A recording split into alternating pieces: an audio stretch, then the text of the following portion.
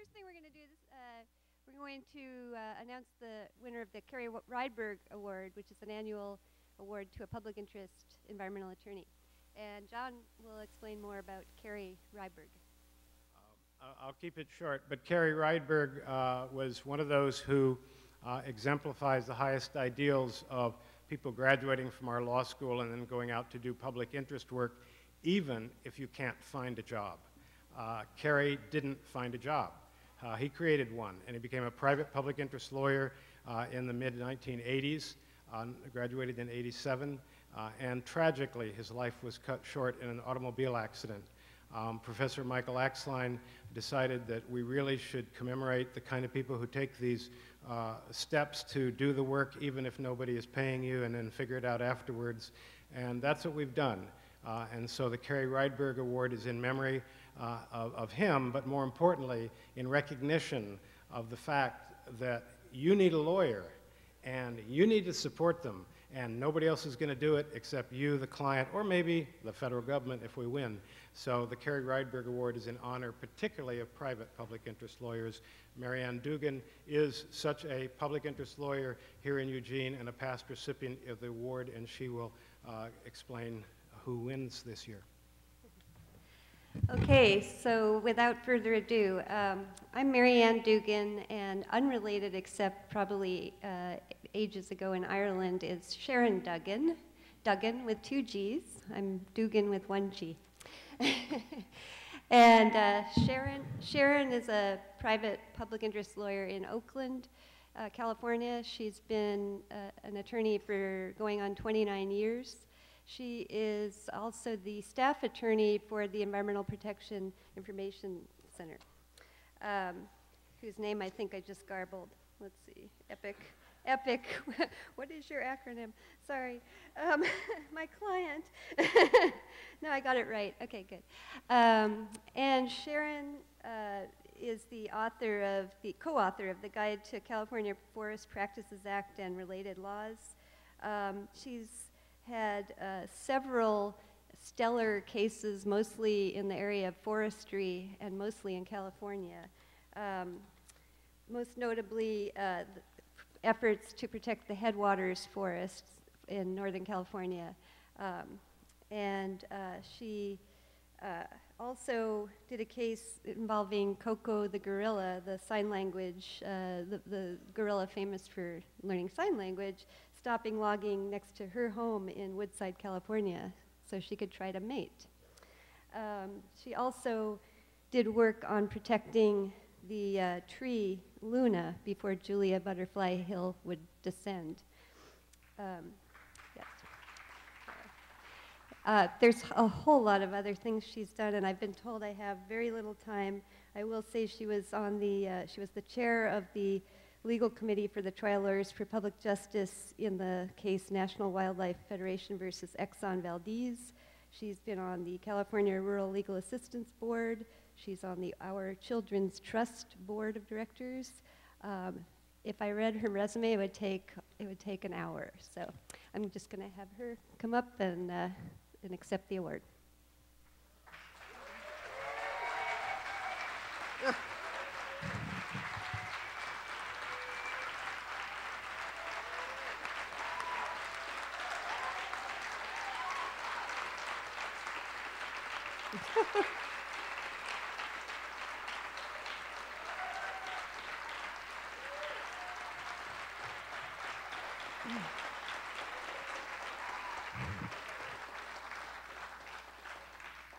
I want to thank you for this honor, this very significant honor, and I'm humbled to stand before you and very, very grateful.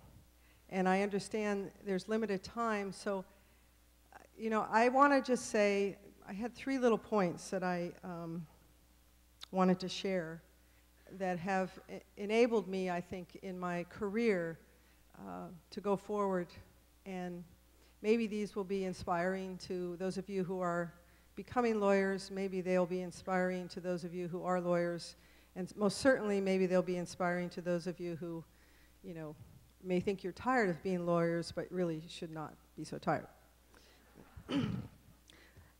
First of all, give of yourself. And when you think you have given enough, give some more. If ever there was a time to act justly and to do what is right and to be bold, it is now. I understand that the lexicon these days for the generation of today's children is that they're commonly referred to as Generation Hot. And more explicitly, they're referred to as Generation Toast. We have much to offer to this generation, and we must do so. So, you know, one of the things that happens for me, and I hope happens for all of us, is that we commit ourselves to the challenges of our time without restraint and without fear, worrying about how we might get paid, whether we're going to be successful, and that with all of our wisdom and our skill and our heart, we do what needs to be done. The second thing that I think is really important is to have confidence in yourself, to have confidence in your clients and the work that you do with them. Do not be afraid of confronting power and money and ego. None of us are alone, and the world needs us. And lastly, I think it's really important to have an attitude of gratitude. For me, this award can only be accepted as I am grateful for my family and my clients and my colleagues who have enabled and enriched my work. And specifically, of course, I want to mention the Environmental Protection Information Center, which has been an incredible catalyst for protecting the resources over the years. Scott, Greason, Carol, Amber, Kimberly, Natalie, its board of directors. I think Shawnee's here, Gary Hughes is here, who soon will be the new ED, and Andrew, who will soon be the new program director. Its long-serving volunteers, people like Richard Ginger. And other clients like the Californians for Alternatives to Toxics, and its director, Patty Clary, for their incredible work to try and remove toxicity from our planet and from the places in which we live. And then, of course, there's my colleagues like Marianne Dugan, Bill Varick, Fred Evanson, Kevin Bundy, Brian Gaffney, Michael Graff, Dave Williams, Julia Olson. There are many, many people that I've worked with, some who are no longer with us, like Luke Cole, who was an incredible human being. And so I think in whatever work you do, it's always important to have the attitude of gratitude. And I just want to end with these words, a bit of a paraphrase by Jan Richardson. May we receive with gentleness and touch with hopefulness and protect with fierceness and love with tenderness. And may we celebrate with gratefulness and know with humbleness and tend with gracefulness all that is given to us into our care. Live in the moment and live as if the future matters. Thank you.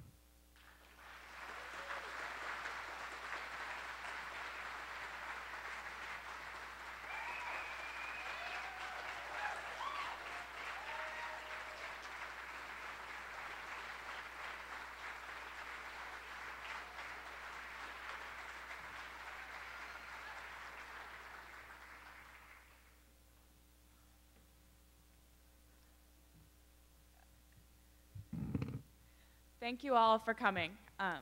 This is normally a time when we would present the Brower Lifetime Achievement Award, which this year is going to Jeremy Waits. However, due to some travel complications, he's not arriving till tonight, so we'll be presenting it before his speech tomorrow. And we have one quick announcement. If you are parked in your, if you're license plate number is a California plate 5UJM777. You're parked in a reserved spot, so if you could move that after the keynote, that would be great. Finally, the important part. It is my honor today to introduce Humberto Rios Labrada. He is the 2010 Islands and Island Nations winner of the Goldman Prize for Excellence in Protecting the Environment. Rios Labrada works with farmers to increase crop diversity and develop low-impact agricultural systems to help encourage Cuba's shift from agricultural chemical dependency and enhance crop diversity. He is currently the coordinator of the National Institute of Agricultural Sciences program for local agricultural innovation. And I skipped a slide. Oops. He has encouraged biodiversity and organized seed fairs to encourage farming communities to share their traditional knowledge, best practices, and seeds. In addition to all of this, he is a folk singer and a professor. Please join me in welcoming Humberto Rios Labrada.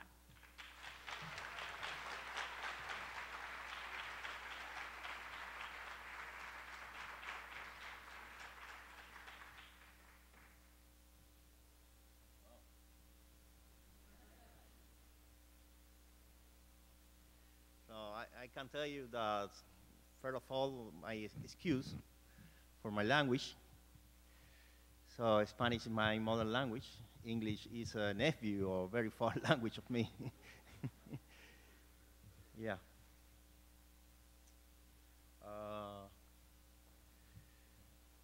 I want to say you two things. One very good and other not so good.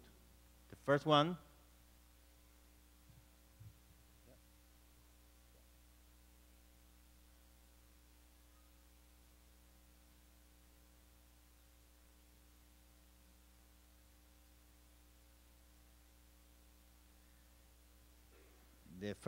is fortunately I'm here after a very long trip. I had to arrive here from Spain, embargo from both sides, from Cuba and the States. The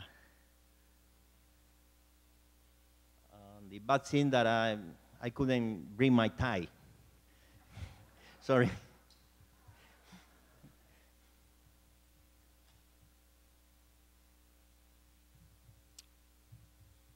Yeah, it's fashion in the world to talk about climate change, diversity, participation, all these words are in fashion.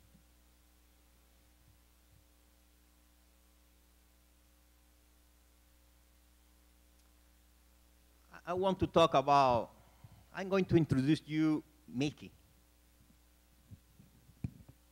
Who is Mickey?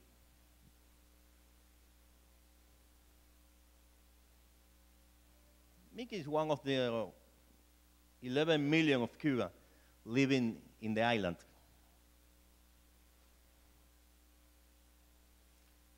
You know this number, 1962? Mickey was born. So how was Mickey educated? So in the university, Mickey learned how to use very intensive machinery to prepare the land.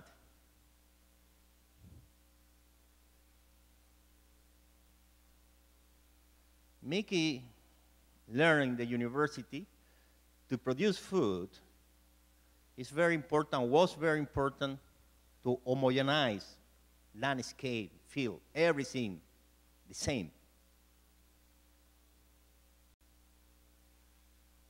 Mickey learned in the university that to get some milk is very important to specialize all the dairy farm. Only cow and pasture. On that time, so when you talk to Mickey, he referred that he was thinking to talk pseudoscience means that you are thinking on high-tech, high-yield agrochemical technological package and microscope. Electronic microscope, better. So he grew thinking that researchers are the very intelligent person, extension worker is a little bit less intelligent, and the farmers are completely brutal. So it's like you guys. How many farmers we can find here? So you are the brutal of this stage. And Mickey was educated in that way. So that is why the mother of Mickey wanted that Mickey get to the top, researcher, no brutal.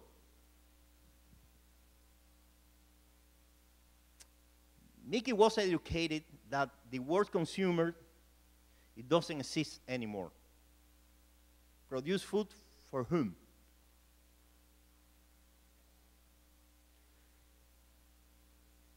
Mickey was educated in the University of Havana, where the local knowledge in the 70s and the 80s was not relevant knowledge for society. So you know this number, 1989? Socialist country collapse. So look at, this is amount of petroleum that the country of Mickey import from the Soviet Union or the rest of the ex-socialist country. In 1989, in 1992, in very short time, the reduction was 53%. The same with the chemical fertilizer. The reduction was dramatically. The chemicals was the same. So you can imagine all the system of food production of Cuba in the country where Mickey had been growing was completely collapsed. And of course, the food got scarce. To find a pumpkin and cassava is really a finding on that time, according to Mickey. He was telling me before I left Cuba.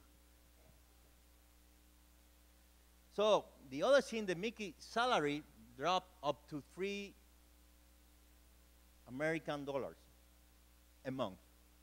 What is the price of the coffee in the cafeteria here? $1? $2? So 2.5 coffee a month, or 1.5 coffee a month.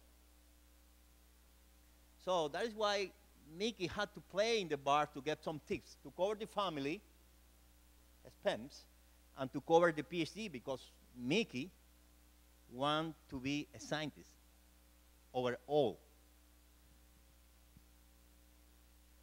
So in the middle of the crisis, so the government gave to Mickey a mission to breed pumpkins to mitigate lack of vitamin A in Cuba, because of lack of the vitamin A was creating very hard diseases as in the colonial time. So Mickey had to improve variety of pumpkin to alleviate this situation. So Mickey, as a real scientist, went to the experimental station, and the director of the experimental station said, "It's very interesting you are planned to make your PhD, but we have not chemical fertilizer, no pesticide, no tractors, no oil. We are in crisis."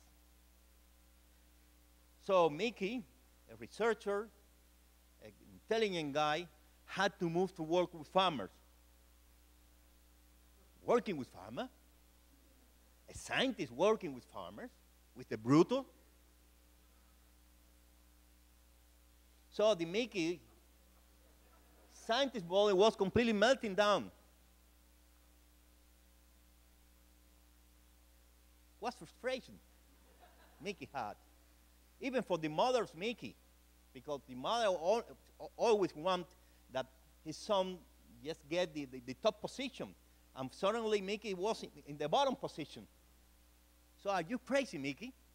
So Mickey, when we start to work with farmers, they realized that the farmers were facing the crisis completely different. So immediately Mickey realized that he had to move to other philosophy to make science. Science for whom? Was the Mickey question that he did on that time. So Mickey facilitate the access to plant genetic resources. That means all the resources were keeping the refrigerator of the National Investigation Institution was dropping down all the walls and put it in the hands of the farmers. 100 varieties from the institutions and from the farmer field. So I start to support the linkage between the people who produce and the people who consume. I start to promote some action learning program involving farmers, scientists, consumer, policymakers, because it was a drastic change from a dependency agriculture to be more independent agriculture. 4 key points that Mickey was commenting me before this presentation. He was calling me to my room and he said, Humberto, please remark, diversity seafarer is very important. 100,000 of variety are put in hands of the farmers. One variety planting close to the others. You can choose whatever you want to choose. Remark that, Mickey said. The other things is it's very important the experiment station move from the university to farmer field. The third thing, it's very important that the student of the university start to learn from the life, not from the wall. The fourth, that is very important, all these products from innovation, all these products from diversity need to be connected with consumer, because the consumer need to learn how treasure farmers have in this kind of agriculture. What is the result that Mickey was commenting me? For example, the diversity of seeds and technological diversity as such was increased from 5 to 20 times. Local seed banks became fashion at local, very, very, very local level. And now, you know who is providing seeds to the national institutions? The local seed banks.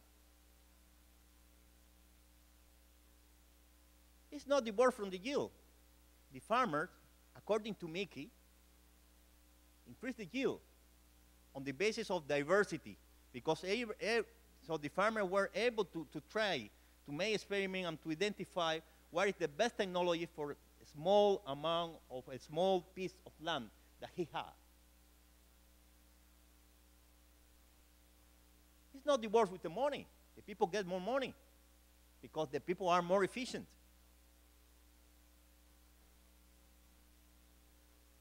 And everybody's talking about climate change and change of attitude. It's a fashion. But how to measure that? Through my speech? Your speech? Or behave? So in the way that the participant of the program that Mickey was involved, Mickey said it's very important because the people, after 5, 6 years working together, the people realize that it's very important to invest his time, labor, and money to protect their own environment. Mickey said, it's beyond speech. I said, really? I said, yes, Humberto. It's beyond speech.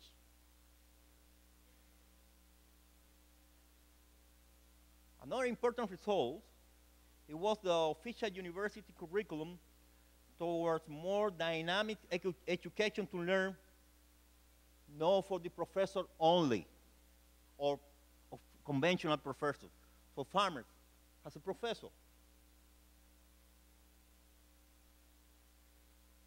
So Mickey traveled.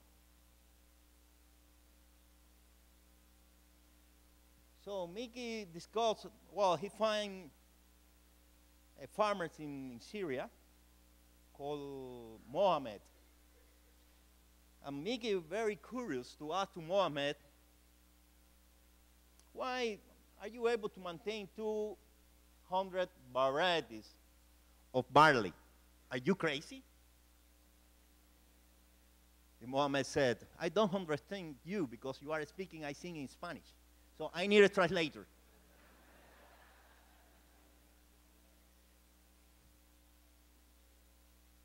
How are you able to deal, to manage 200 variety a year, every year? So, because I don't know what's going on the next one. It's my protection, Mohammed said. Mickey said, ooh, interesting.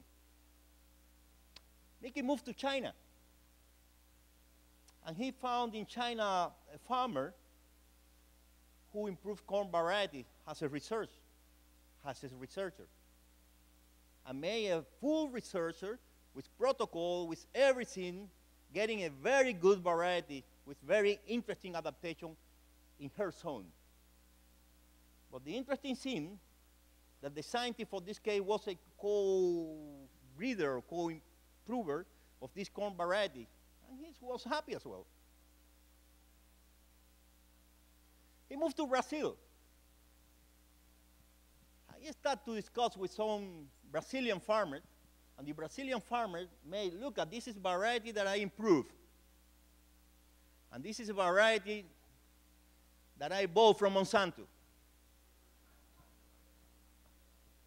So I don't feel afraid, he said, I don't feel afraid Monsanto because look at, the reality is very, very clear. I prefer mine, he said. Okay. So Mickey discovered how to work with merging different disciplines. It's very important, and start to link with the art, because Mickey was telling me that before the Industrial Revolution, art and agriculture are more or less in the same way. We're not separately as today. And he said, look at Humberto. He's in Mendive, he's a painter. And Mendive, in practice, have been able to create some tangible products of the fusion of the painting music theater. You never know when you start the theater, the painting, you know, it's a mix-up, it's a fusion product. It's so interesting. He called the English word boundary. Is it possible? Boundary product. It's something in between the different disciplines. So Mickey said, so the fellow variety is one variety improved for a Cuban farmer. It's a boundary product as well. Yeah, because it's the fusion between two knowledge. A new scientific knowledge and a new farmer's knowledge together to get a concrete product. It's interesting. But the interesting thing that this new variety finally have been recognized for the agriculture minister. I don't know agriculture minister here, but in Cuba it's very rigid. And the only way to convince was by showing, by displaying the result. What do we find behind all these border or boundary products? Because the people wake up discovering every day, very important.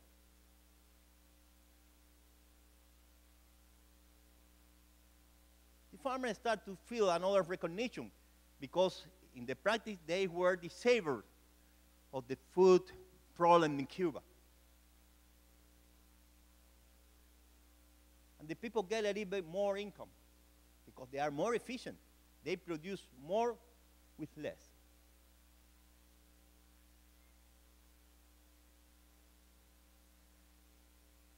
The people start to realize that the main pressure is to protect, to enhance natural resources, not by species, by the own action that they are doing.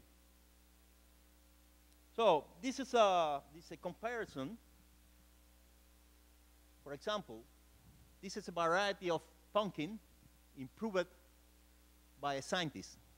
This variety is able to produce this amount of ton. To produce this amount of ton, the variety, we have to apply this amount of kilocalorie per hectare.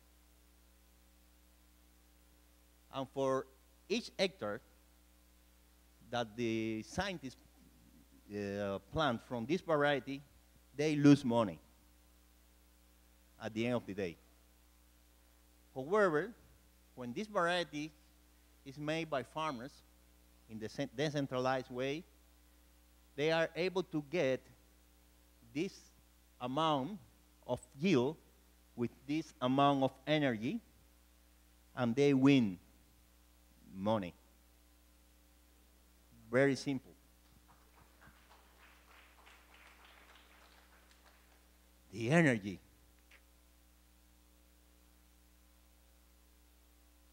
You know, in the 80s, Mickey said, please remark that in the industrial agricultural system that in Cuba Mickey had in the 80s, in livestock, for example, for 1 unit of energy that you put in the system,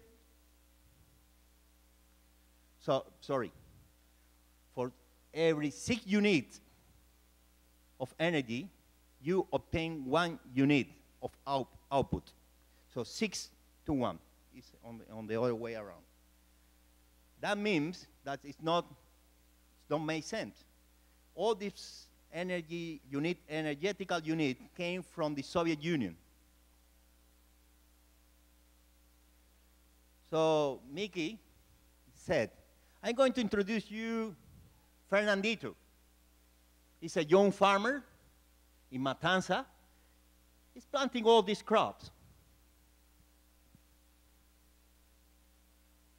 The area is 40 hectares. With these 14 hectares, he's able to feed 21 persons per hectare per year. And look at, what is the energy balance? Remember, before the balance, 6 units to get 1. In other words, to get one glass of milk, we need to put 6.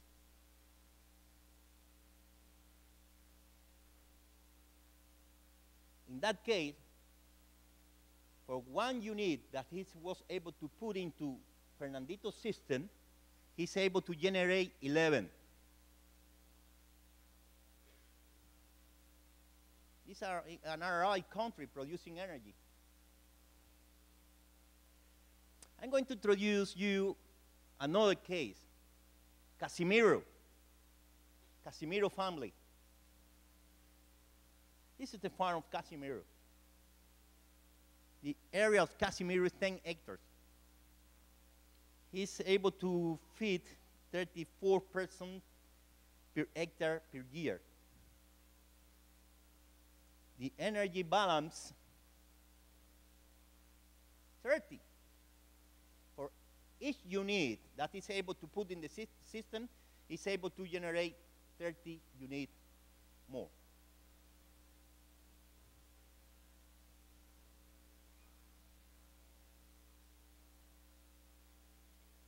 So it's a little bit explain why have been disseminated in Cuba. They start with a very small point, promoting seed diversity. And afterwards, the people, by their own, were able to disseminate because it was working for people.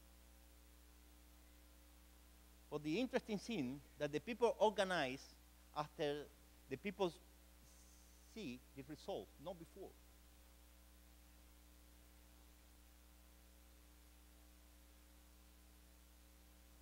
This is the landscape in 2000 in the upper part. And this is the landscape of 2010.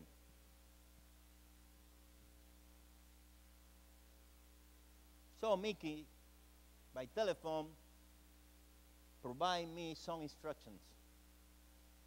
Humberto, you have to say that the conventional innovation, you have an invention, you release the invention, afterward you produce the certification, of the invention has to be certified, and afterwards, at the end of the process, the conventional invention has to be adopted. However, when you are innovating with people, it's completely, it's upside down. The people start adopting, you release to your friends, to your farmers, to your family. At the end of the day, the mayor of the town say, okay, it's good, when everybody is applying.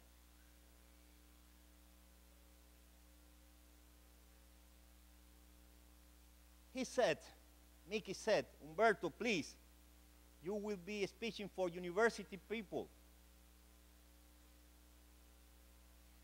And tell them that innovation in agriculture is not only for scientists, that institutions or organizations who are not able to work directly with people getting sick very soon, because the source of the new thing of the innovation, the source of the creation is in the people, not in the institution. People who have not capacity to read, it doesn't mean that they are brutal. They can be genius. So when you talk about literacy, what does it mean? Literacy of one culture? They have their own book.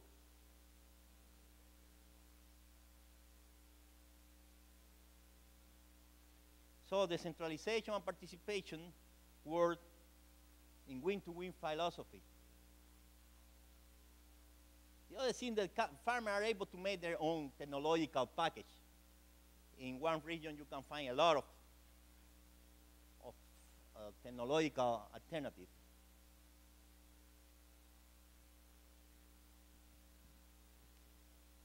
Mickey stayed, and he reinforced to explain the importance of local innovation.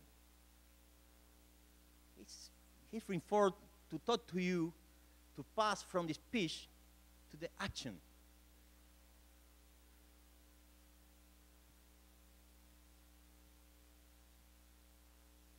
It's the only way that the environment world becoming full, not empty.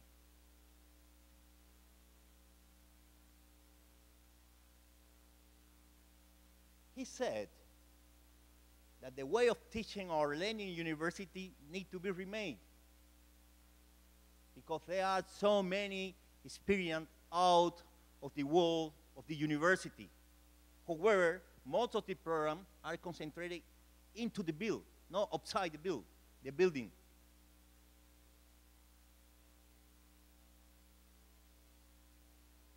And he said, well, it takes time to change mentality. Take time. This is the Mickey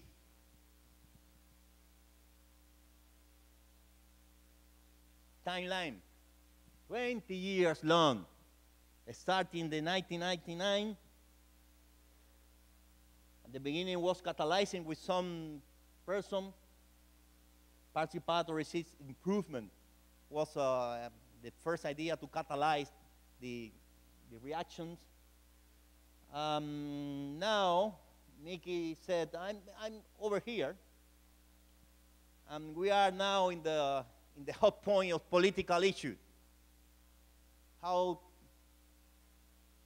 to include in the political agenda of the Cuban government that the farmers and people down need to make decisions about the country. Oh, it's a risky issue. Oh, poor Mickey.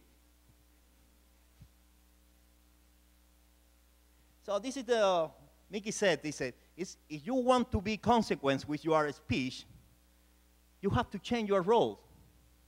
And look at this different phase of the process. And farmers, at the beginning, he said, was a little bit interest.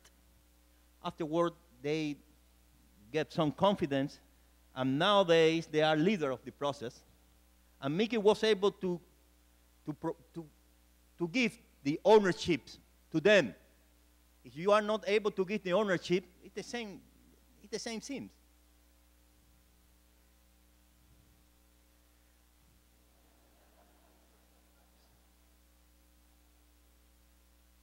Yeah.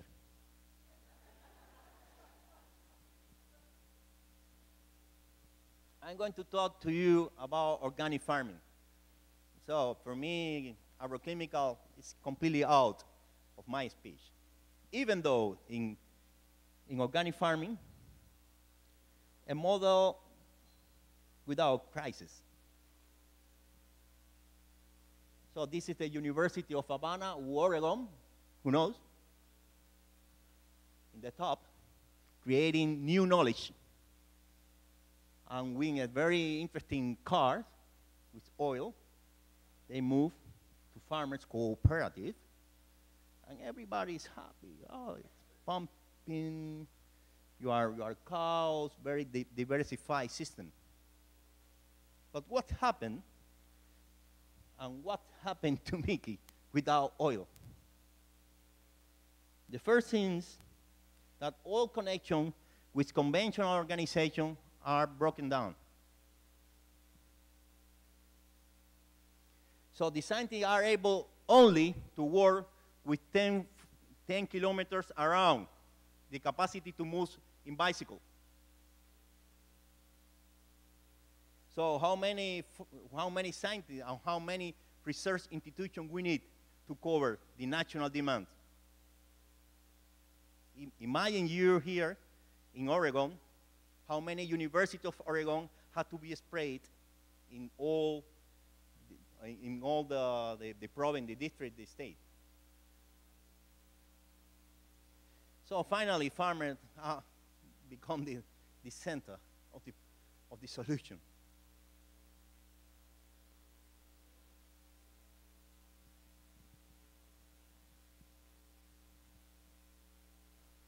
Yeah.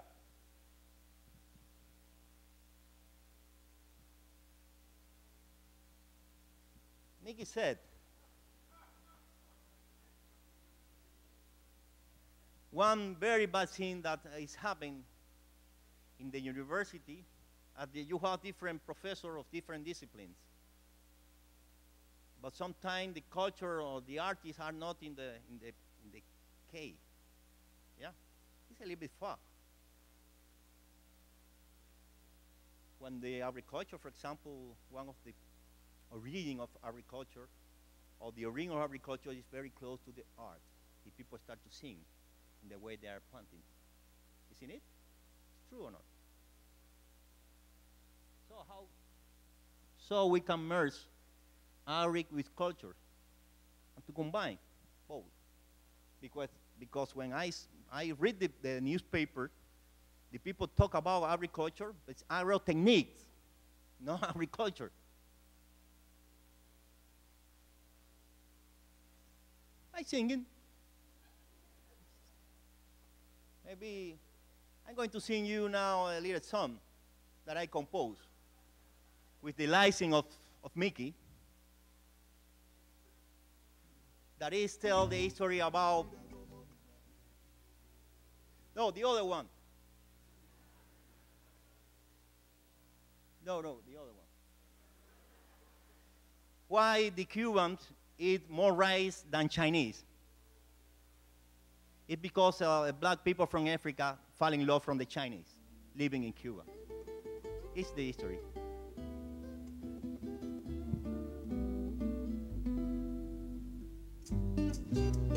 Ahora.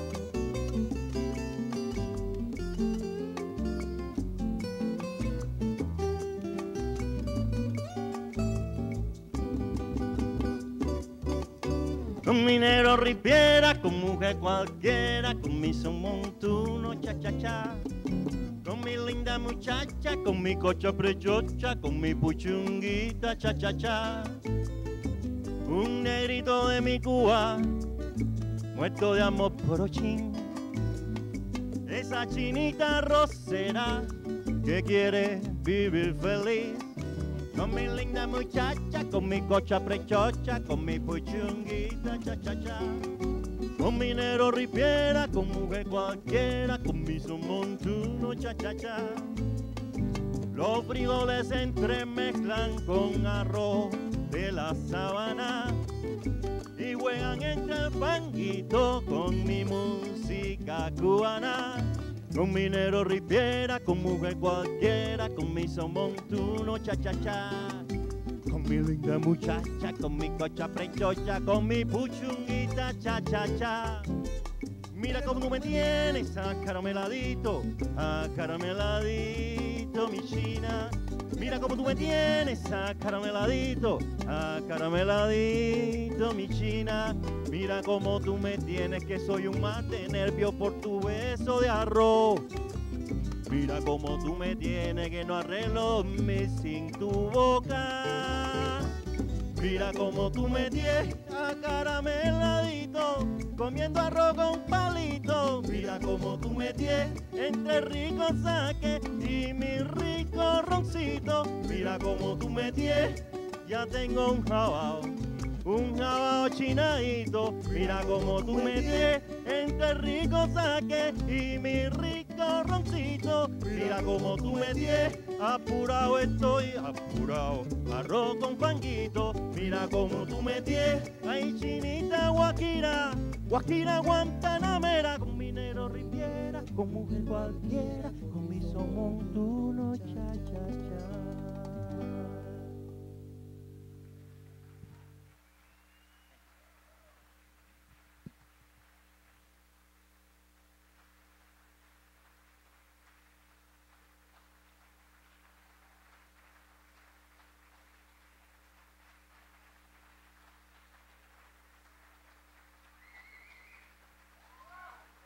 They say, this clapping for Mickey.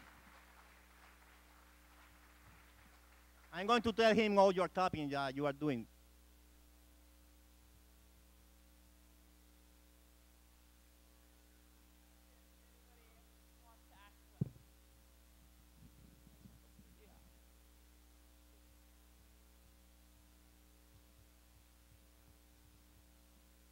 Gracias, buenas tardes.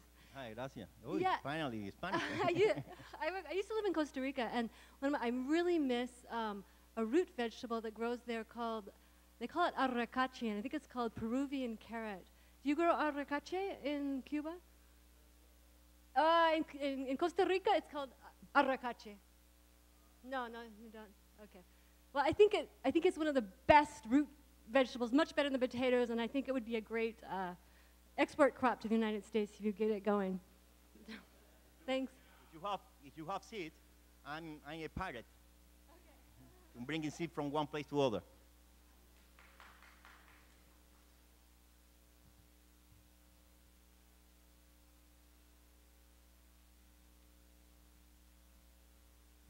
Hola. Hola. Una pregunta rápido. ¿Cuál es el vínculo, o sea, cómo utilizó las artes para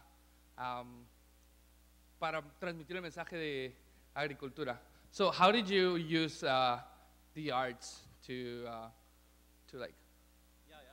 convey the message about agriculture, sustainable agriculture? Well, I have to be honest with you. When I wrote a paper, my most important paper have been reading maybe the top after Goldman Award, 1,000 1,000 people around the world. However, when all these findings I put into the music, I've been distributing more than 50,000 CD because the people want something different. Because science for scientists don't make sense. Science for people.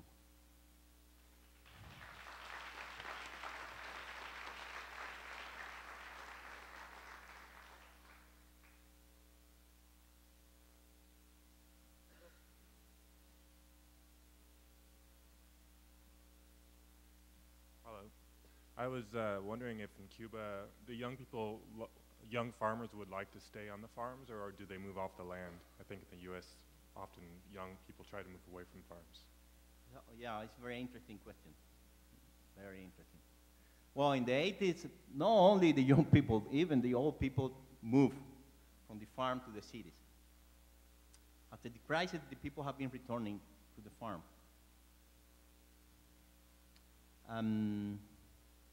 I feel that there are some feeling for young people to make career, to make life in farm. But still it's not clear the policy, how to support these young people. And the program that I'm involved in Cuba is one of the priorities, how to involve people, young people mainly, to the new farm generation in Cuba. So I'm thinking seriously what will happen in Cuba when the embargo has been closed. Monsanto will arrive.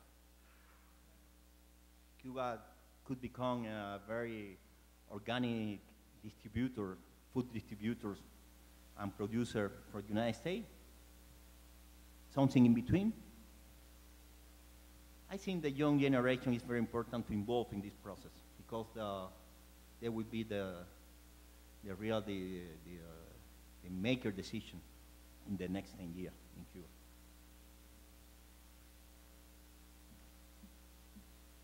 Thank you for your presentation. I've heard it mentioned that when the embargo started, and also when the loss of oil from Russia, that the people really lost weight because they had nothing to eat. I think it was an average of 20 pounds. And do you ever mention that? And also, do you mention what the needs in Cuba are today if we could only have the embargo stopped? Such as medical supplies and so on that are still needed in Cuba now. Yeah. Well, it's true. You can imagine a country that who depend about the input from outside. I'm sorry, in less than one month said, oh, okay, I've been everything close to you. Wow. It takes 5 years, more or less, around 5 years to recover. It's the time that the people could convert the industrial model of industrial production to a more organic farming. And now the situation has been improved.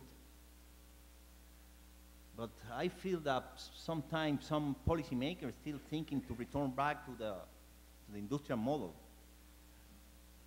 And this is the fighting that we have to face. We cannot return back again because we have so many evidence. The point that if you promote organic agriculture, you are promoting decentralized decision. You are promoting democracy. The people, because I'm organic farmers, you cannot push me. So this is one thing. The other thing, the medical supply, I could not understand pretty well what you want to ask me. Could you repeat again the medical supply now is enough? So it's about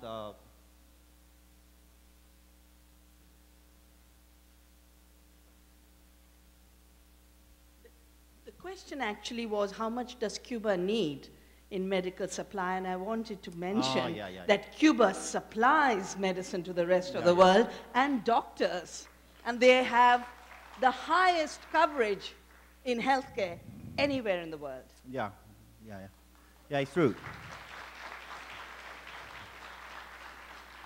We have not so much medicine, but so much doctors.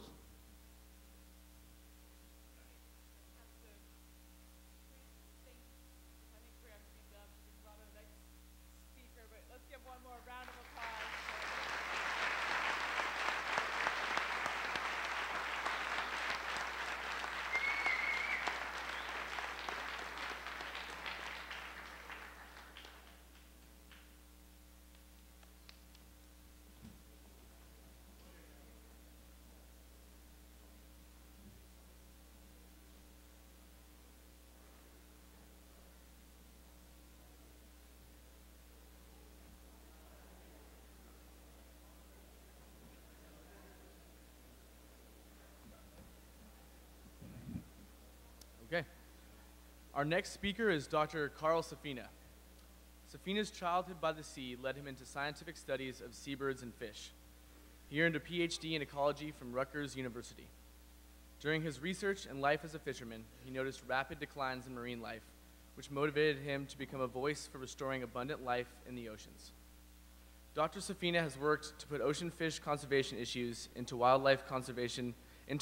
wildlife conservation mainstream, including leading campaigns to ban high seas drift nets and rewrite and reform federal fisheries law in the U.S. Dr. Safina's career has had 3 phases. First, he was a marine scientist. Second, he was an ocean conservation advocate and activist. And third, he's continued to be a writer and speaker. Dr. Safina is the founding president of the Blue Ocean Institute, an organization dedicated to inspiring humans to have a closer relationship with the sea and helping more people realize its power and beauty. He has appeared on Comedy Central's Colbert Report to discuss his experiences and observation during last year's Gulf oil spill crisis. Additionally, Safina has published numerous books, including his most recent, The View from Lazy Point, A Natural Year in a Natural World. This book and others published by Dr. Safina are available outside the ballroom, and a book signing with Dr. Safina will follow this keynote. Dr. Safina has been awarded the MacArthur Prize, the Pew Fellowship, the Guggenheim Fellowship, and the John Burroughs Medal for Nature Writing. Ladies and gentlemen, please join me in welcoming Dr. Carl Safina.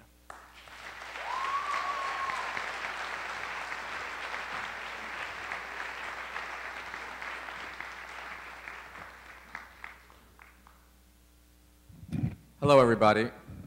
Oh, it worked. Oh, I was getting very worried. I was also getting worried because one should never follow a native Spanish speaker at the podium. Yo no puedo canto. Lo siento.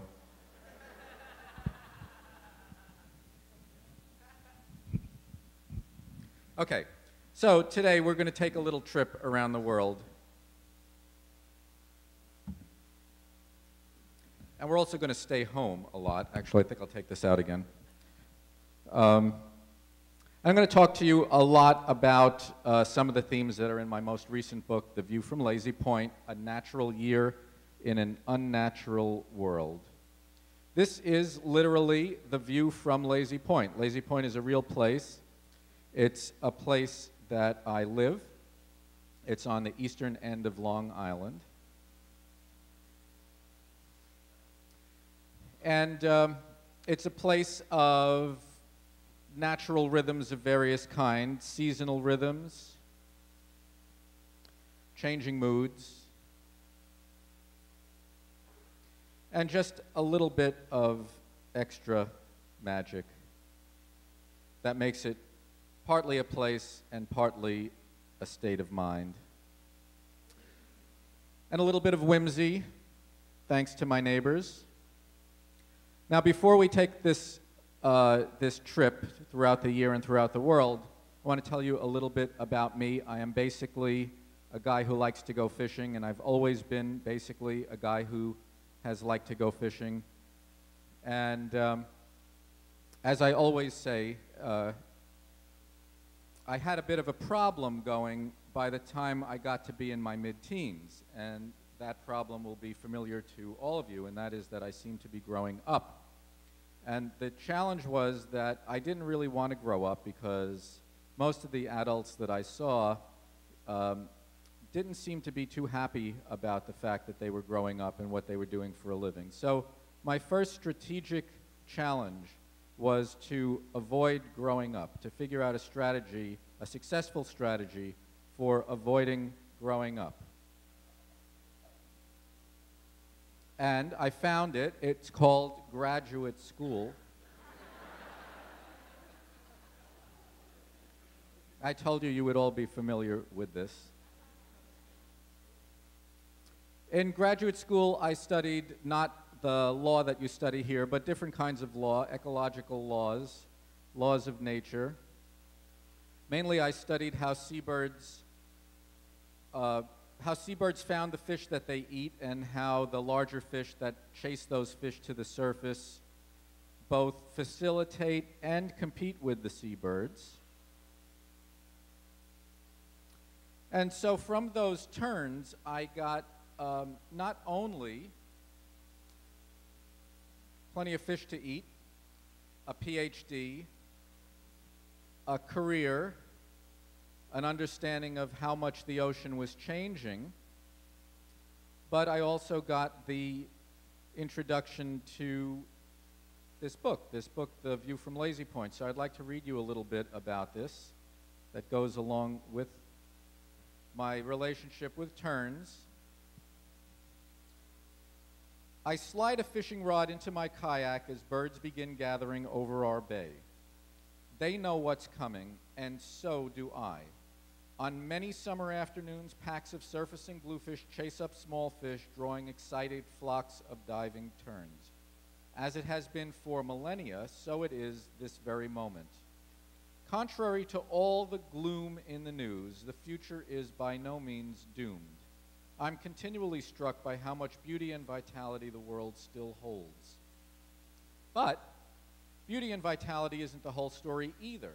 In the panic among the fishes and in the frenzying terns, it's also evident that nature has neither sentiment nor mercy. What it does have is life, truth, and logic. And it strives for what it cannot have: an end to danger, an assurance of longevity, a moment's peace, and a comfortable death. It's like us all, because we are natural. What anyone needs to know about mercy, one can learn by watching nature strive, seeing people struggle, and realizing what a compassionate mind could add to the picture. So I'm also struck that we who have named ourselves wise humans, Homo sapiens, haven't quite realized that civilization, nature, peace, and human dignity are all facets of the same gemstone, and that abrasion of one tarnishes the whole. It's true that a lot was gone before I got here, but there's quite a lot left. You'll see. As watching those terns and fish and the activities of my human neighbors continually reminds me, the world still brims with the living. Yet here's the paradox. In the cycle of seasons and the waves of migrating fishes and birds that come and go along my home coast, I still find sanity, solace, and delight, more than a few fresh meals, and the power and resilience of living things. But the wider lens of distant horizons reveals people and nature up against trends serious enough to rattle civilization in this century. The world still sings, and yet the warnings are wise. We are risking much. We're borrowing heavily from people who are not yet born. Meanwhile, the framework with which we run our lives and our world, our philosophy, ethics, religion, and economy, can't seem to detect the risks we're running. But how could they? They're ancient and medieval institutions, out of sync with what we've learned in the last century and a half about how the world really works. So, how do we proceed? I've come to see that the geometry of human progress is an expanding circle of compassion, and I believe that if the word sacred means anything at all, The world exists as the one truly sacred place. Well, one of the great things about life at Lazy Point is all the migrations, and many of the most obvious migrations have to do with birds that come and go. And they don't just come north in the spring and south in the fall. One of the great things about the migrations is that they are continual, and many of them are countervailing. For instance, in late July, when terns are still raising young locally, there are shorebirds that have been to the Arctic, finished breeding, and are coming back south, passing us on their way south, while fish like tuna and tropical fish and mahi-mahi have yet to come north because the water is still warming up and will reach its peak of warmth by August or early September or so. So there's always lots happening and really impressive migrations. Here at the very tip of Long Island just a couple of weeks ago, there were probably 50,000 sea ducks that had been using those waters for the last few weeks of winter. And then we have other things that come and go that are either regular things like the breeding horseshoe crabs that we have on the East Coast that you don't have on the West Coast, and a few other surprises. Like one morning, this dolphin was stranded in the shallows, and a neighbor called me, and we ran out. We got some other neighbors, and we called the Marine Mammal Rescue number, and all of us were going to save the dolphin. And it took a while. We kept it wet with bed sheets, and it took a while for the truck to come. Everybody was feeling really good that we were going to save this dolphin. And then as the truck came, and we had about 20 people ready to try to lift it on a stretcher because it weighed about 800 pounds. It, for the first time, opened its mouth, and I could see that all its teeth were worn flat to the gums, and that this was not really just a dolphin that had gotten stranded. It was a very, very old dolphin at the end of a long natural life that, for one reason or another, was on this sandbar on a warm spring day. And we had certainly changed the trajectory of its last moments, because by the time the truck got there and all the neighbors were there and everybody was ready to save it, we were really stranded in our own good intentions, and we simply could not back off from the game plan at that point. So the dolphin got rolled onto the stretcher, and with a lot of trouble and not a lot of grace, was loaded into this truck, where it went into convulsions and died.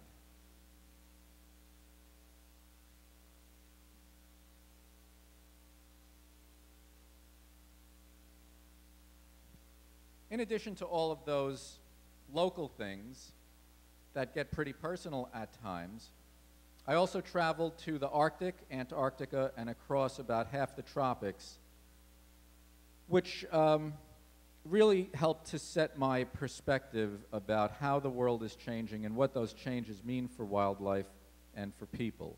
And that's what we're really going to explore during the rest of my talk here. For instance, I always thought that coral reef fish need coral reefs.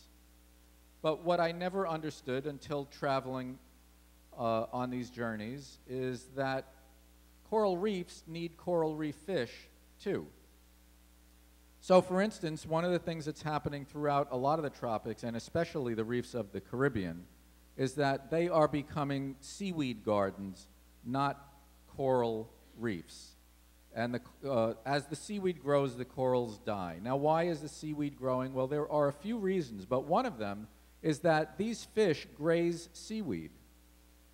Any reef that looks like this would look like this without these, like these parrotfish that are constantly grazing. But in many places, people have simply eaten most of the fish from the reefs, and they don't realize at all that the reefs themselves need those fish, and that the reefs will completely collapse and change without them. So that's one of the things that I learned that I talk about in the book. But the other thing that I do a lot in the book is take a walk with my dog Kenzie, who is a 50-pound black wolf, more or less. And she goes loping along the shore, as is her custom, energetically invested in the obvious truth that all adventure lies at the tip of one's nose. The exotic is also always the familiar, and if you can detect the scent and follow it, it'll take you far. And soon, as always, she's far ahead. Today, we woke to glass calm water. The sound is stretched taut to the far points of land. Out across the open water, the sea melds with haze and blends skyward without horizon. On a morning this placid and beautiful, dying and going to heaven wouldn't be worth it. So, a question arises. What ought we do? It's an old question. 2,500 years ago, Socrates realized that we are dealing with no small thing, but with how we ought to live. Aristotle helped get the ball rolling 2,300 years ago by saying, plants exist for the sake of animals, animals exist for the sake of man. It must be that nature has made all things specifically for the sake of man. St. Thomas Aquinas in the 1200s believed that only humans have an eternal soul, implying that other animals are terminal cases with no escape from earth, and that God gave all the animals to people for our use, and that people can kill or use animals however we desire, quote, without any injustice, unquote. Now, I will just say that the logic of that is completely backwards, because if you believe that people have souls and animals don't, then if you kill a person, their soul still lives, and it's just like they left their jacket on the bus.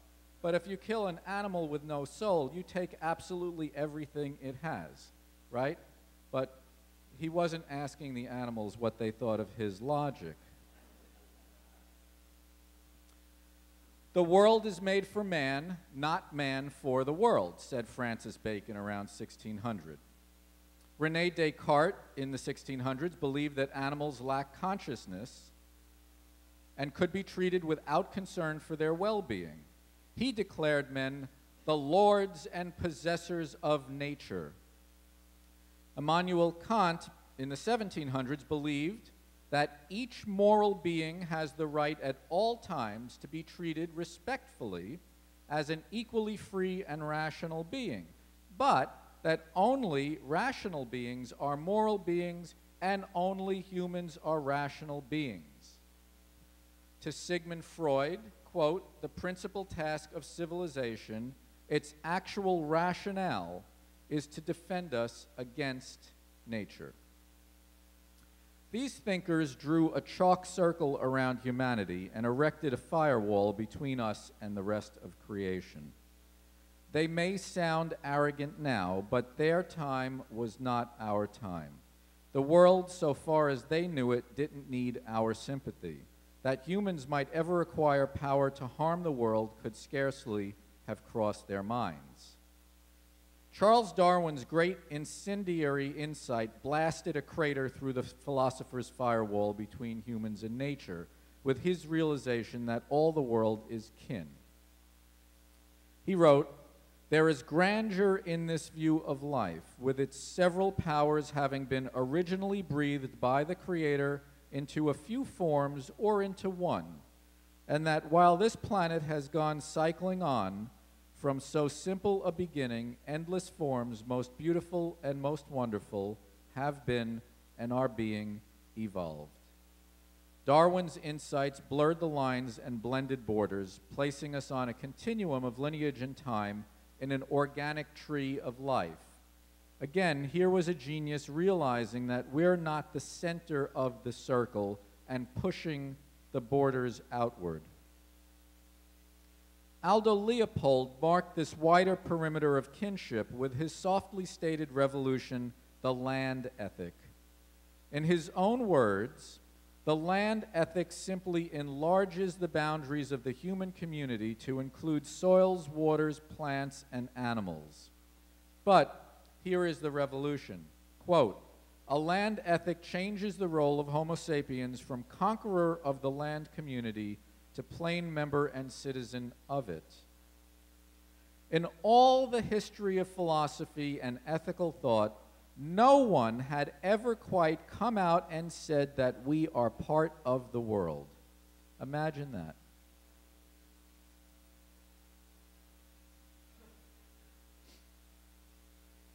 Well, as we walk along the beach, a red-winged blackbird calls and listens and calls again. One note alone is not music. It's what lies between notes that makes the music, and what is between them is their relationship. Relationships are the music life makes. Context creates meaning. Asking what is the meaning of life is the wrong question. It makes you look in the wrong places. The question is, where is the meaning in life? And the place to look is between. In a universe devoid of life, any life at all would be immensely meaningful. We are that meaning. And what we see, says the poet Mary Oliver, is the world that cannot cherish us, but which we can cherish. Seems to me as though life itself is the great universal unrequited love of all time.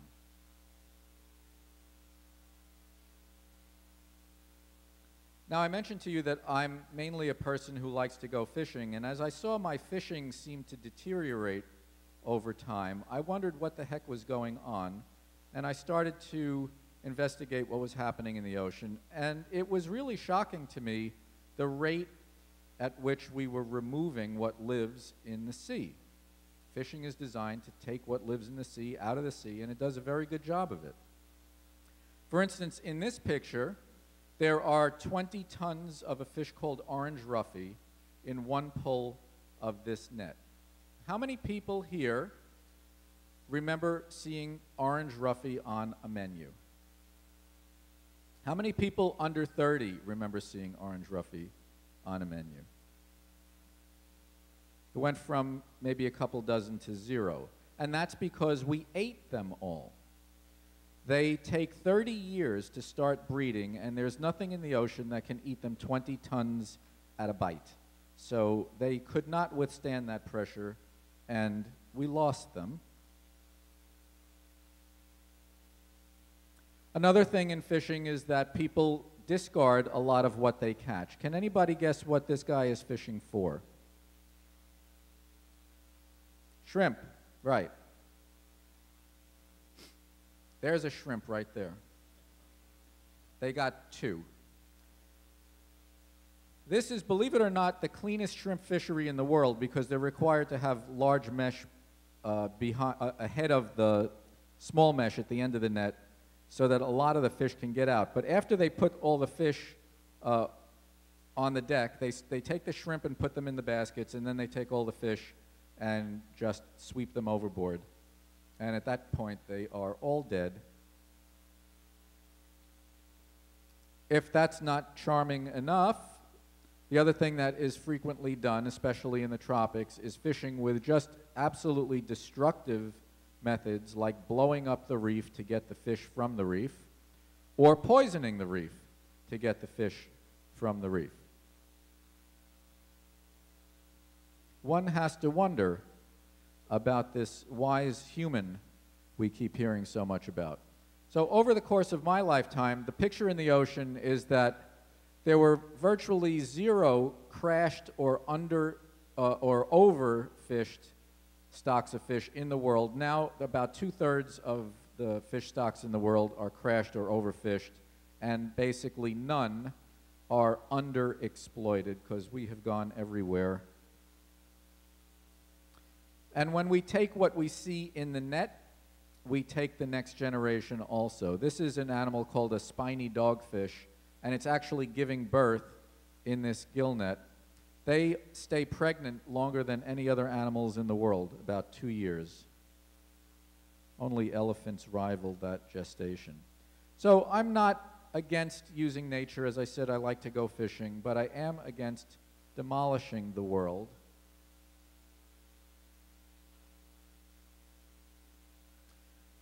And the other thing is that although I'm mainly a wildlife guy, one cannot lose sight. In fact, it's impossible to ignore the potential effects on people. A really surprising thing about the ocean is that the declines in the ocean, although it seems so vast, are well within the envelope of declines of other species and other ecosystems.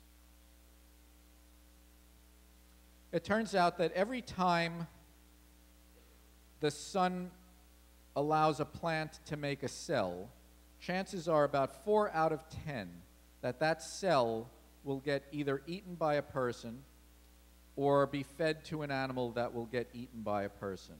And that's true on land, and it's true on the continental shelves of the oceans. 40% of all production eventually goes down our gullets, and that is a staggering proportion for one medium-sized species.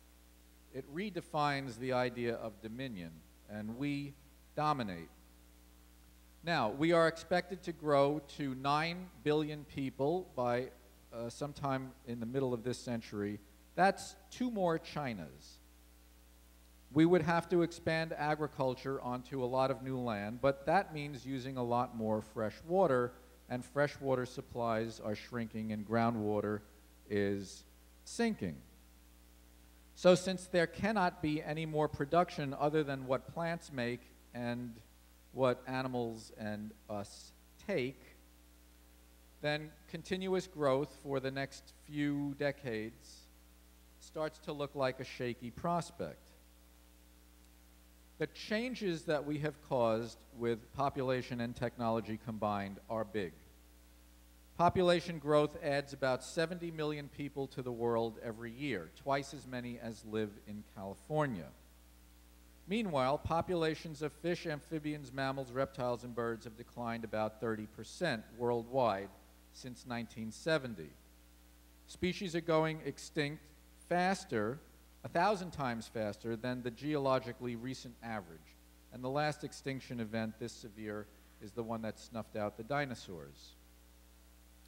We pump water faster than the rain falls. We catch fish faster than they spawn. Almost half of the tropical coral reefs are rapidly deteriorating, and none of the rest are considered safe. And forests are shrinking by about an acre per second. Compared to the day that the United States declared independence on the sunrise side of an otherwise very sparsely populated continent, the whole atmosphere is quite a bit different. The ozone is much thinner in places, carbon dioxide is denser by about 1/3 and further concentrating. Americans, 5% of the world population, use 30% of the world's non-renewable energy and materials, and the United States burns about 20 million barrels of oil a day, which is about the same as Japan, Germany, Russia, China, and India combined. The Convention on Biodiversity, which was supposed to protect the diversity of living things, says biodiversity is in decline at all levels and geographical scales, a situation likely to continue for the foreseeable future. Oh well. Humans have become a force of nature that up until recently was only rivaled in scale by things like volcanic activity and climate changes, which could change the weather and cause mass extinctions, but now people do that too. And of course, we're not just talking about what we are doing to and about and for ourselves. We're talking a lot about the options of people who are not here yet, but who are on their way. And they cannot vote, they cannot go to hearings, they cannot comment on proposed legislation or taxation or what we should do with labor unions or anything like that.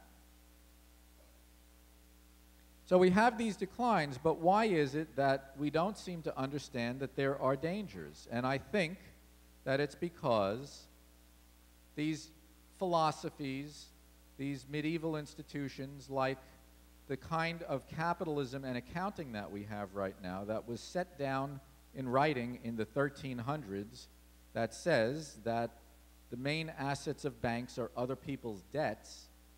In other words, the best thing a bank can do is make as many people as possible be in debt, and we see where that's gotten us recently. All of these institutions that by which we value things, by which we run our lives and run our affairs, all preceded what we've learned about how the world really works, which we've only learned since the early 1800s. Only in the early 1800s did people begin to have an inkling that the world didn't always look the same way it does now. The word geology was coined in the early 1800s, as was the word scientist, dinosaur. People had no idea that there were germs that caused disease. They didn't know a single thing about ecology or the natural cycles of water or nitrogen or anything at all. So we run our world with institutions that reflect how we understood the world when we didn't understand the world at all. And unfortunately, it shows. And we forget what we were supposed to look like, what the world is supposed to look like. How do you know where you are if you don't know where you've come from?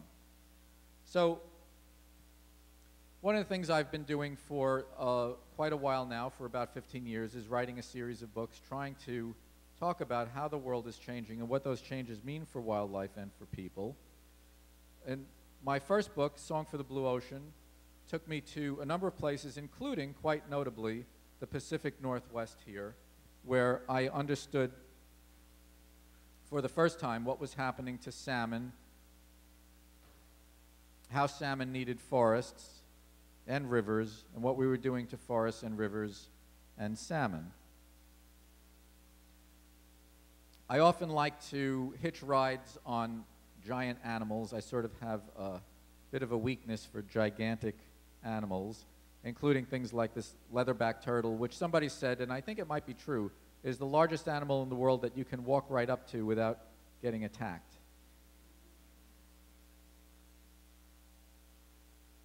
And another book that focused mainly on albatrosses. Albatrosses are really cool. I think they're extraordinarily beautiful. Some of them look like they were made in the Art Deco era, and others have the largest wings in nature. That is about life size for that bird. Wow is right. Even with their wings closed, they are big. They use those wings to get to the parts of the ocean where the food concentrates, and unfortunately for them, that's where boats concentrate also. And so they get hooked and drowned on lines called long lines that have thousands of hooks. They follow these boats around, and the lines go out with baited hooks, and before the line can sink away from the surface, they try to grab it at the surface. So here, this is looking out the back of a fishing boat. This little straight line you can barely see here is the long line. That's the one with all the hooks and bait, and that's what gets them into trouble, because they would come in here trying to snatch the bait. And they need to live about 50 years to reproduce. The ocean has about 3 billion of these hooks going out every year, and it's very hard to put those two things together. And in fact, albatrosses were declining at a very alarming rate when I was writing about them. But here you see that this whole area has no birds. All the birds are back here because this boat has a piece of rope here with a buoy and a few red streamers and another one on this side. Problem solved with 2 pieces of rope. Those shrimp nets were drowning sea turtles fast enough to put all of them on the endangered species list and really marking them for total extinction on the East Coast and in the Caribbean. They have big problems in some other parts of the world now too. But it turns out that if you put basically a barbecue grill in the net and a little flap, they can slide right out of the net. Problem solved. But it's not all that easy because besides putting a lot, taking a lot out, we put plenty of stuff in there.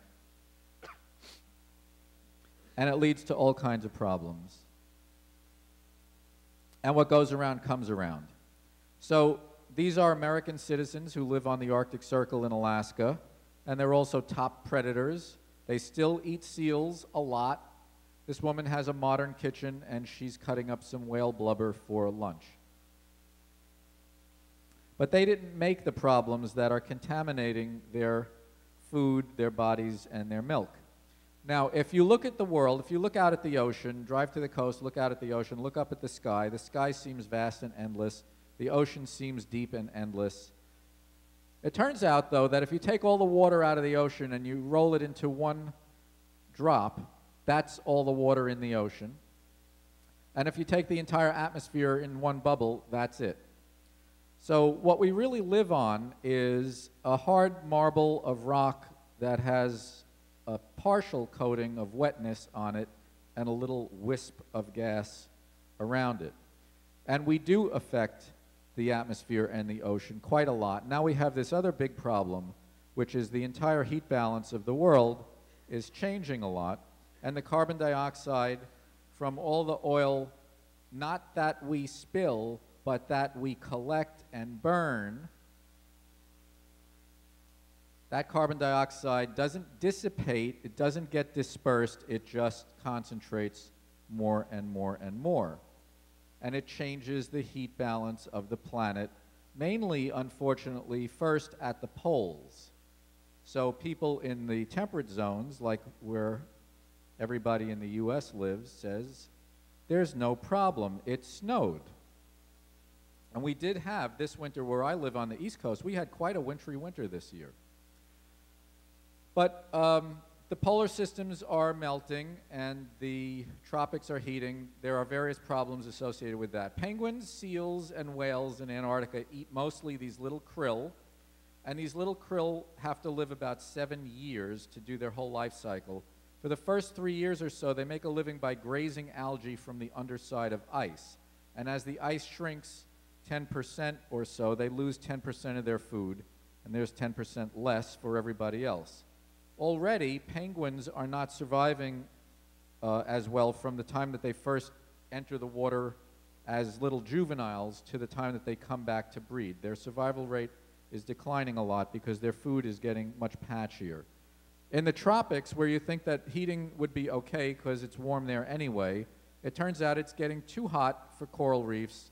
When it gets too hot, which has been happening only since the 1970s, all of the algae that gives the corals their natural colors, all these nice blues and greens and beiges, all that algae leaves.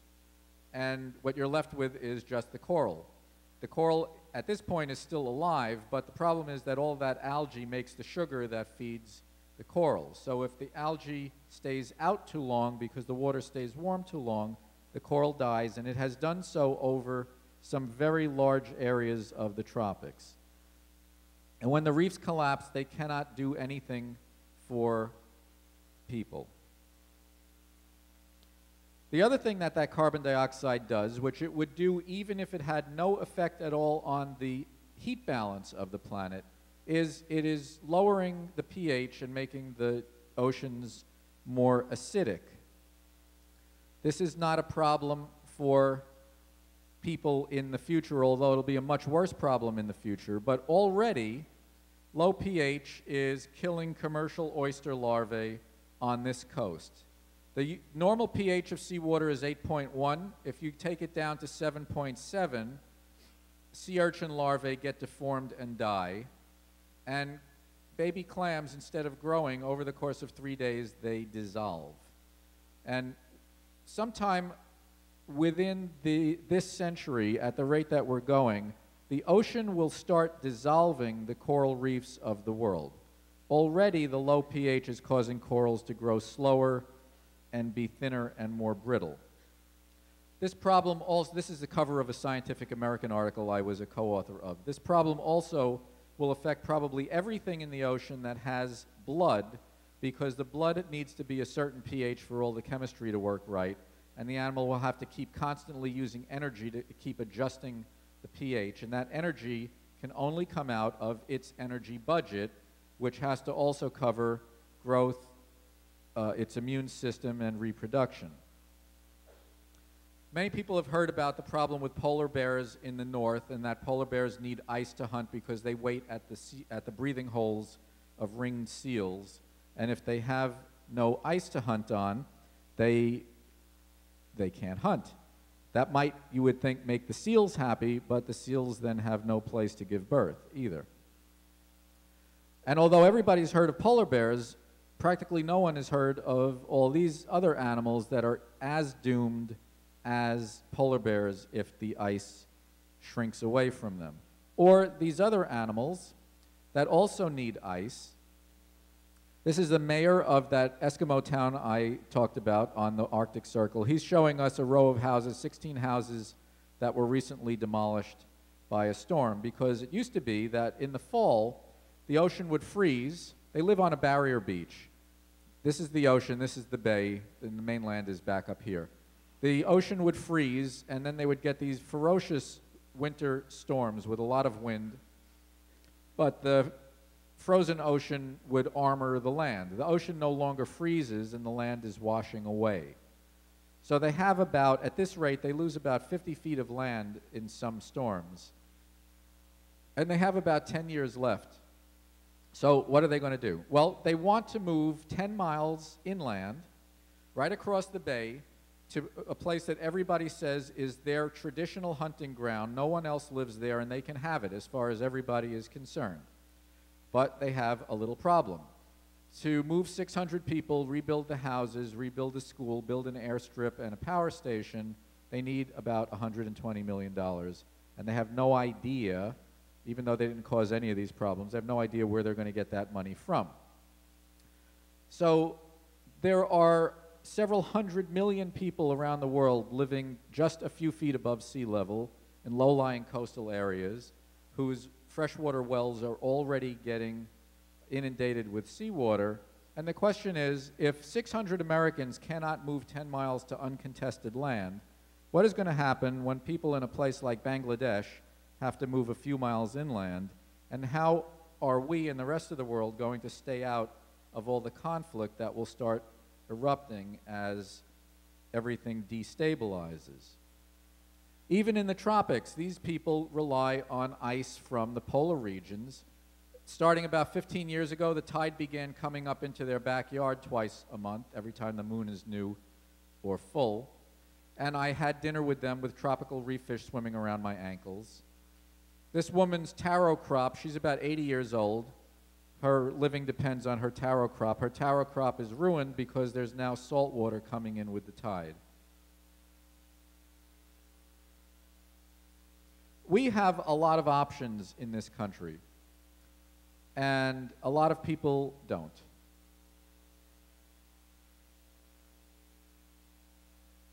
Getting back to Aldo Leopold, he was mainly a scientist who became a land and wildlife manager, and he noticed a scientific fact from his work in his life, which is the land is a community. That's a basic concept of biology. But that fact informed an ethical distinction, and that is that this fact means that land is to be loved and respected. The facts must drive ethics, and yet scientists are usually trained never to presume moral authority, and in that way, in my opinion, scientists forfeit the moral and intellectual power of what they know, because the whole role of science is to try to figure out what's really going on, regardless of anybody's ideology or opinion.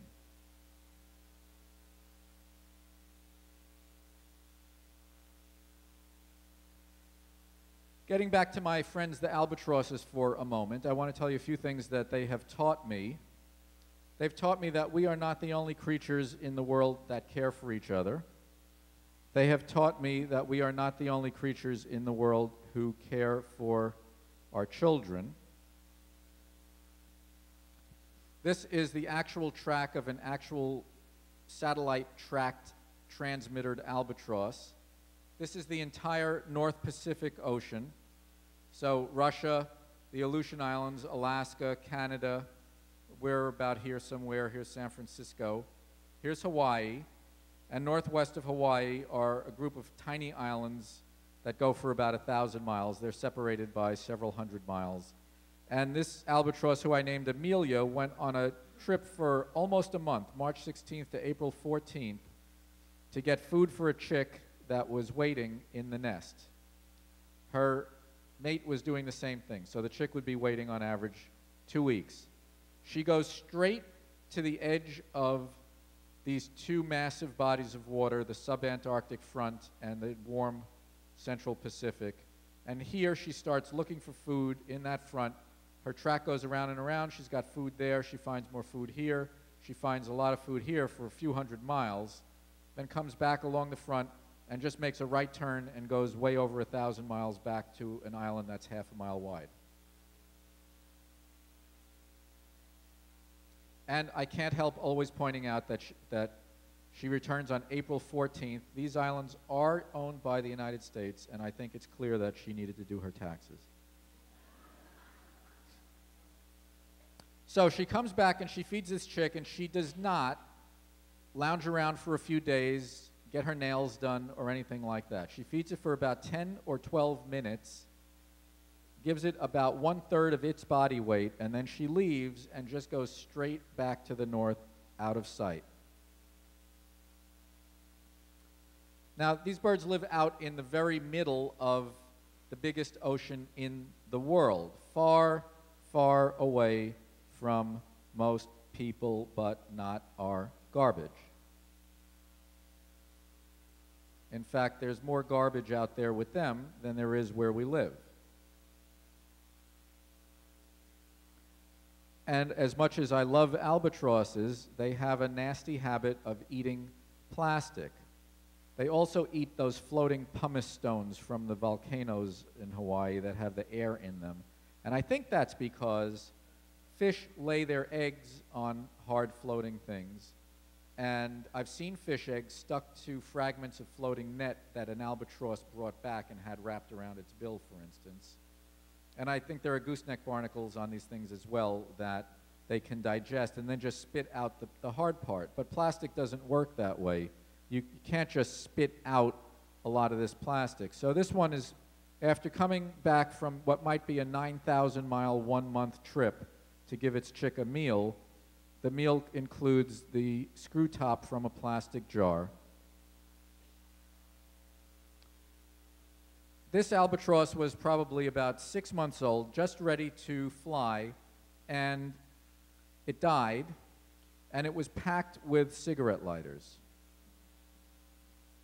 Now, this is not the relationship we are supposed to have with the world, and it's not the relationship we think we have with the world, and it's certainly not the relationship we know we have with the world, but it is the relationship we actually do have with the world. This is a very real thing. It's a real thing that affects how these other creatures can and do or don't live. So a question poses itself, which is basically, are we stuck with these problems, or can we think a way out of them? Now, last year, we had this incredibly dramatic event in the Gulf of Mexico, and this giant mess, and actually I have another book about it coming out in April. We've gone through a transition away from oil once before, because the first deep water wells were called whales, and the first deep water drills were harpoons. Those people were thinking only of themselves. They weren't thinking about a generation or two after them, and they were very close to wiping all the whales off the face of the deep. A little like us. We would like to have learned something, but I'm not sure we have.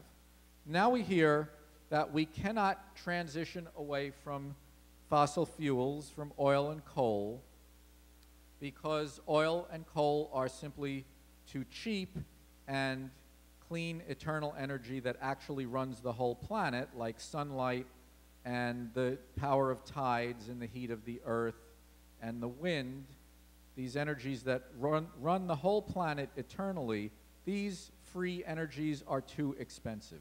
And who tells us that the dirty energy is cheap and the clean, free energy is too expensive? People who sell us the dirty energy. And they tell us that it would wreck the economy. Mostly these are the people who are wrecking the economy. They tell us it would wreck the economy to transition away to energy that would come free if we built the hardware to catch it. And we've heard this kind of argument before because the cheapest energy is slavery. And at least we have gotten beyond that. The cheapest energy still is slavery, but at least we've realized that we have to be better than that. And it's always a moral issue.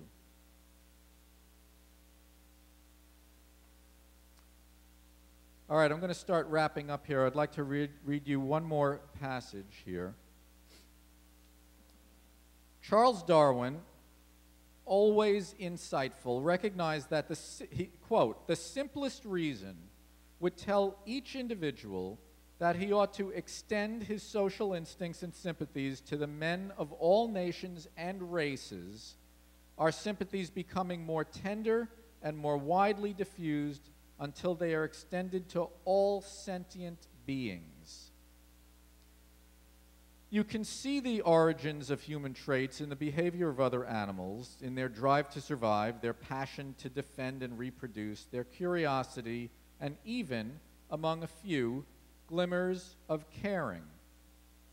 One day, my neighbor JP had been hand-feeding a gull that landed on his roof each morning, and on this day, it arrived with a billful of fine grass and delivered it into his hand. Uniquely among animals, though, our minds are gifted with a capacity for extension, reflection, and a far-ranging compassion. Compassion doesn't simply mean caring for poor people or putting Band-Aids on need, or even lifting today's poor from poverty.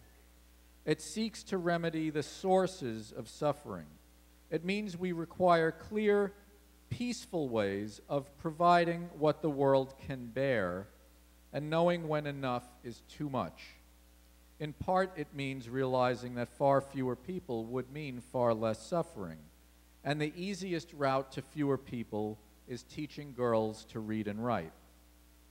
But to advance compassion and yet survive in a world of appetites, that is a challenge. Where any weakness is crushed or exploited, empathy must be load-bearing. And yet compassion may be the lightest, strongest concept yet devised because century upon century it wages a widening peace.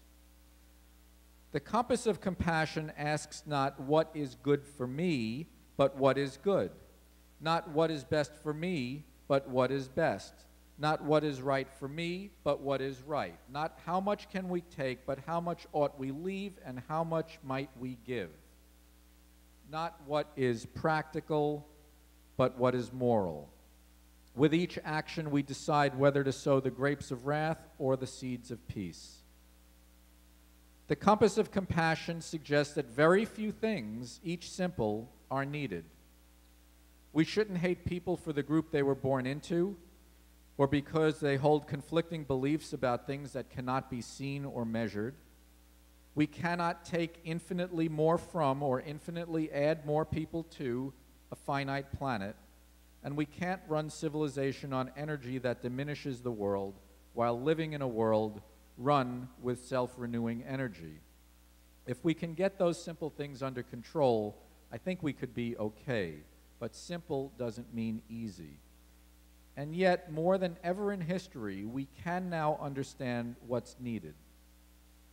We are self-assembled stardust, aware of the universe and the future. Energy that has been headed across the eternal, infinite vacuum of space is at this moment running the thought machine that is the breathing you. We're one knot in a great web of being, building out of the vast past, and with some luck, maybe continuing billions of years into the future until the sun dies, the last of its energy reaches Earth, and our local light goes out. The most appropriate response to the world is to realize with awe and love the ferocious mystery of being alive in it, and to act accordingly. The worst thing anybody should be able to say about their life is also the best thing anyone can say. I tried my best.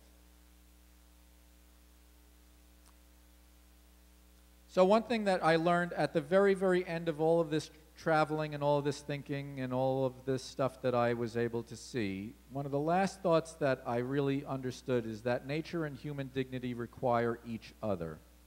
Where people have been oppressed, where they have terrible governments, where their dignity has been robbed, their nature has been destroyed. And think of Haiti as an extreme example of that. And once their nature is destroyed, it's virtually impossible for them to get back on their 2 feet. So that's the view from Lazy Point, and I'm sticking to it for now.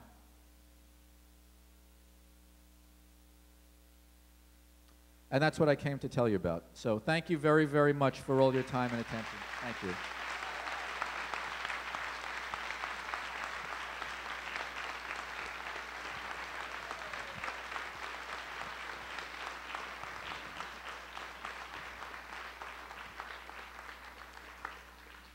Okay, so we have time for just one question, but Dr. Safina will be available at the book signing just outside the ballroom. Oh, yes. There are books outside at quite a great discount, especially if you're a student. I always forget to mention that. One question? Anybody? Going once? Yes.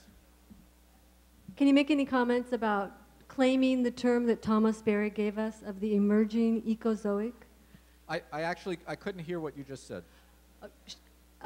Don't speak so loud. Can you make any comment about the term that Thomas Berry gave us, the emerging ecozoic? The emerging ecozoic. Well, I wish. Let me put it that way. One thing that is becoming established in geology now is that the Holocene, which is the epoch that we have been in, is finished, and that we are now in the Anthropocene, where humans are the major force of change on the surface of the Earth. So while I would love to think that the Ecozoic is emerging and it's going to be the age of Aquarius, I think we have the Anthropocene to grapple with.